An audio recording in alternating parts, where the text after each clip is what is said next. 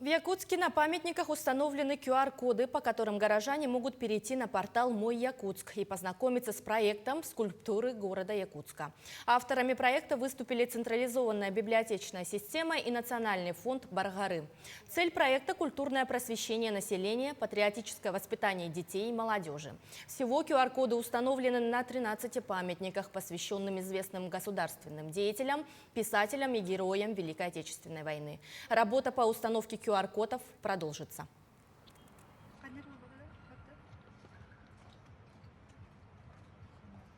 Мы создали специальный раздел на сайте «Мой Якутск», посвященный скульптурам города Якутска, и назвали, соответственно, скульптуры Якутска.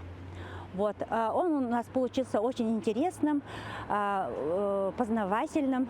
Скорее всего, он разработан для горожан, которые интересуются историей, но и для детей и молодежи.